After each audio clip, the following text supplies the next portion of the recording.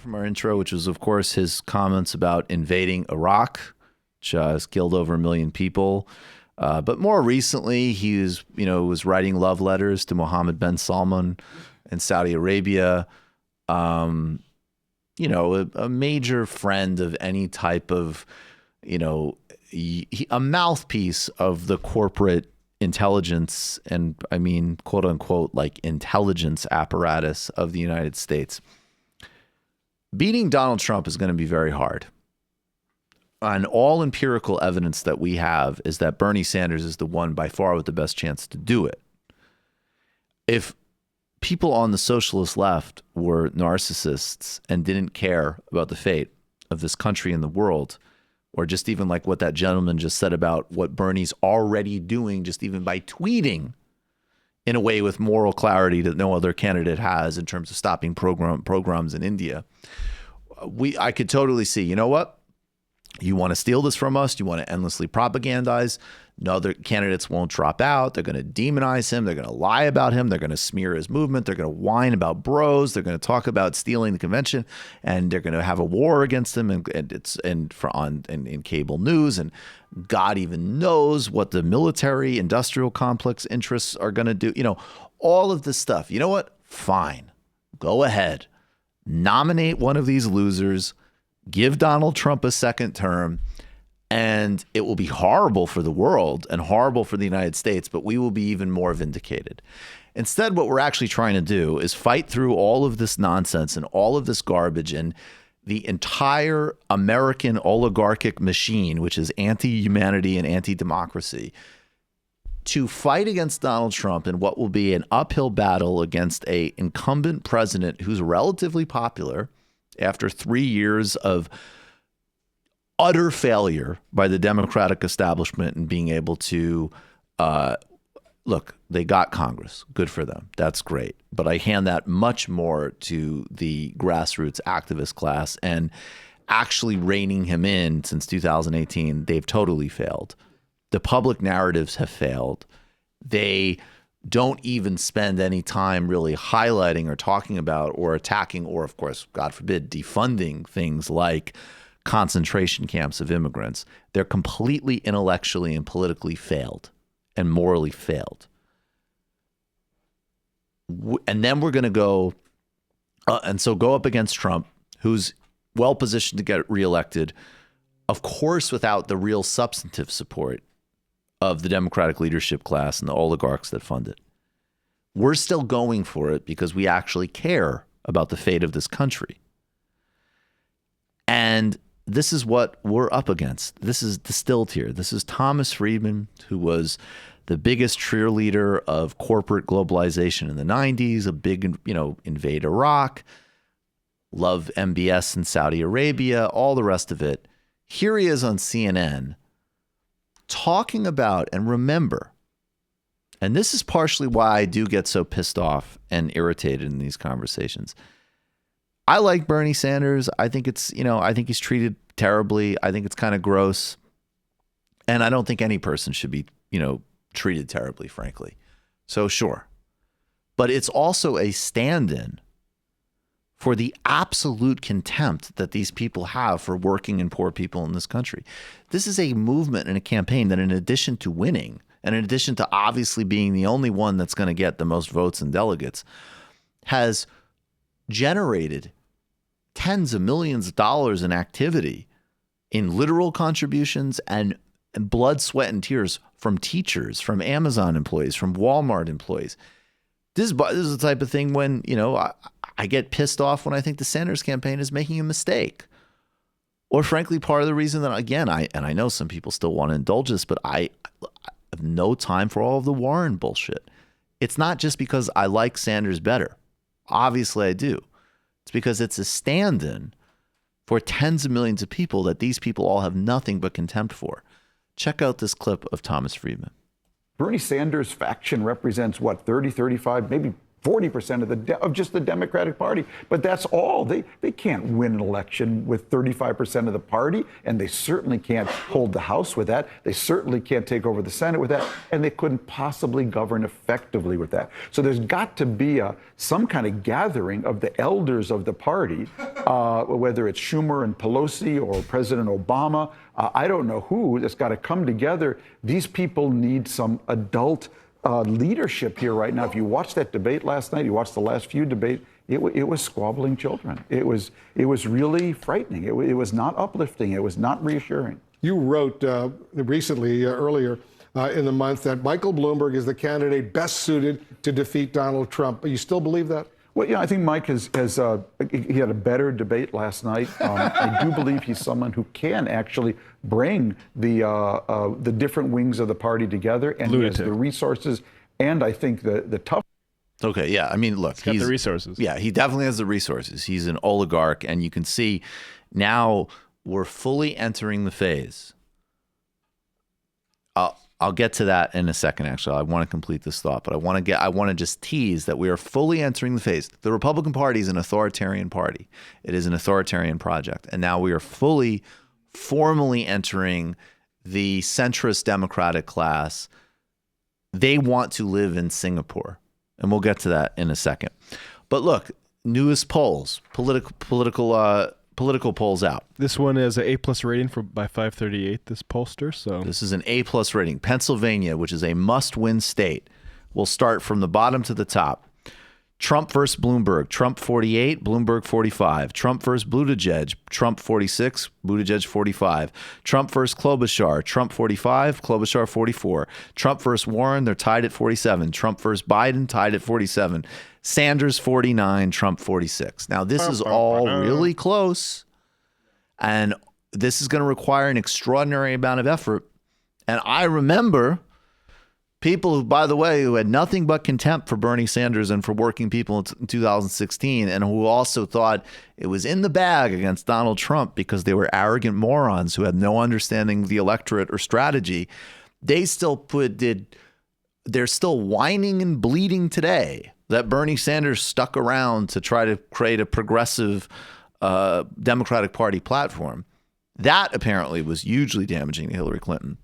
These people are out every day on television smearing, lying about, defaming, and suggesting that they formally end democracy to stop Bernie Sanders. So, and then to think, that's really the part that catches me. There is the big danger. I thought in the beginning of this race that Bernie Sanders was very well poised to become the nominee and defeat Donald Trump. And I actually thought a year ago, coming out of 2018, that there were several people who might be poised to beat Donald Trump, primarily Sanders and Biden, but also possibly someone like Harris, who was definitely my biggest miscall of this. And I really thought the only real problem for Bernie is either Biden shows up and kind of knows what he's doing and there's a nostalgia and comfort factor, or somebody like Harris is able to maneuver her way into appeasing enough people on certain policy sets. And we all know, I agree with Sam, I don't think people necessarily vote out of policy, but enough to have some type of progressive momentum and then start to really show in polls, because electability would always be crucial, that they could actually defeat Donald Trump. And I thought, my point was, if you had a candidate in the line of who Democrats have nominated, the only Democratic presidents in the modern era, Bill Clinton and Barack Obama, will be remembered primarily for their extraordinary personal political skill. There's no real daylight ideologically between Barack Obama, Bill Clinton, John Kerry, Al Gore, and Hillary Clinton and Michael Dukakis. They all have various differences. Probably Al Gore maybe is, sure, he's a bit better than Hillary Clinton. Obama's a bit better than, all of them, arguably. But they're in the same ideological grid. And Bill Clinton and Obama win because they're extraordinarily charismatic. That's it. So I thought if there was somebody in that lane who could get out there and be the person that just says, I'm going to synthesize the competing demands of the party, and I can beat Donald Trump with a certain type of energy and presentation on television. That candidate does not exist.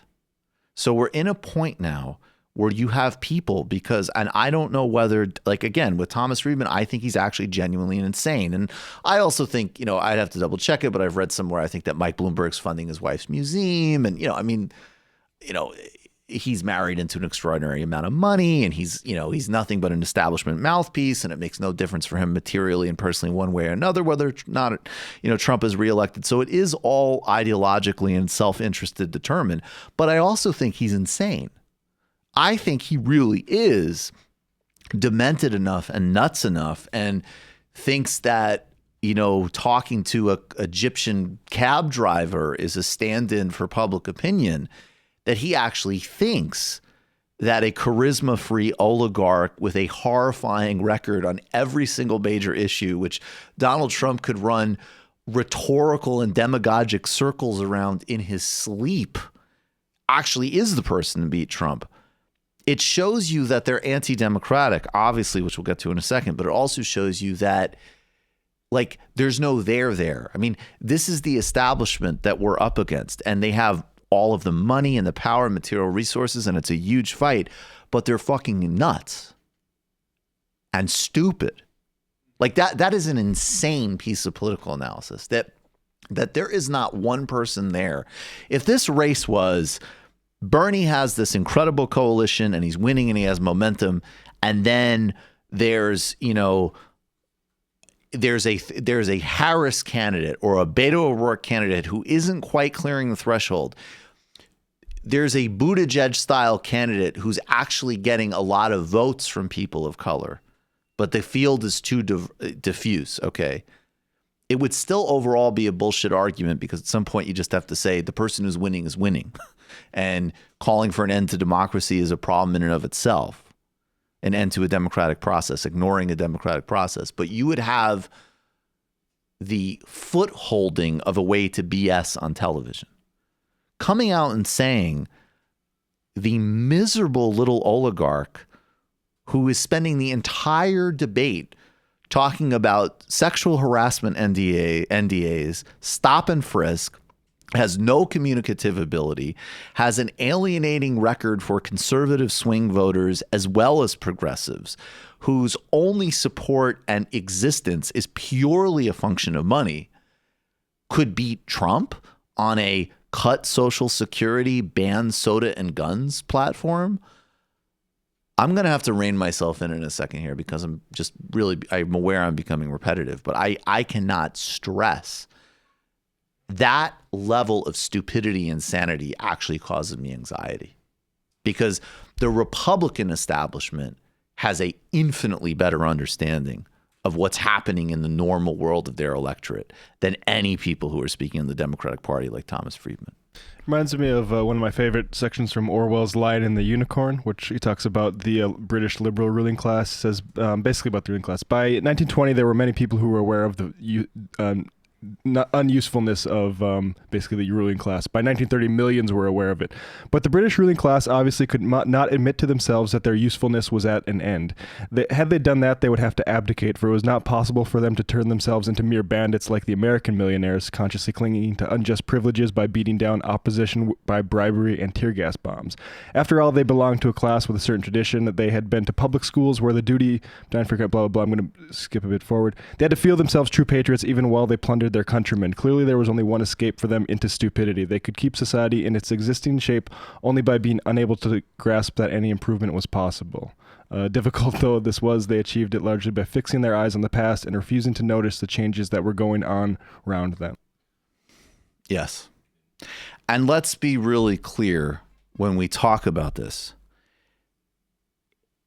And of course, the American establishment and liberal establishment and cable news denied this with the Republican Party for ages. They still deny it for the Republican Party, right? Everybody on MSNBC, they've got national security state ghouls and people who don't like Donald Trump because he tweets, right?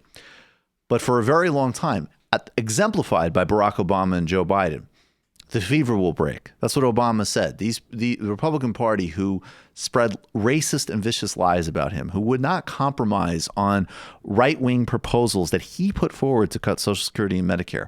Nope, nope, nope. You need to lose. You need to lose. You need to lose. We'll destroy you.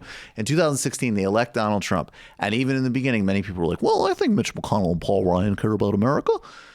Finally, there is some slight buy-in, slight, but somewhat there, although not by Joe Biden, not by many of the Democrats, but a fair amount of people to really recognize that the Republican Party has a authoritarian flavor to it, that they look at politics maybe the way someone like Erdogan looks at politics, which is maybe you have elections, maybe we're going to suppress a lot of voters, we're going to try to have the elections on our terms, but we'll have an election.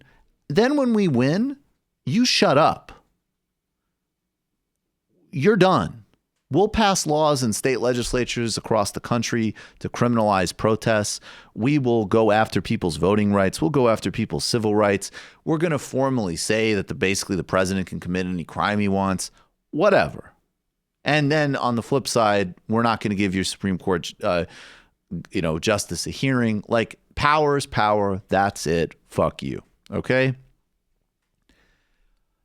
For 3 years, the Democratic Party establishment has used these convenient talking points about the popular will, and all of a sudden, even though they never did anything about the Electoral College, which is patently undemocratic, all of a sudden, oh, that's wrong, and Hillary Clinton got 3 million more votes.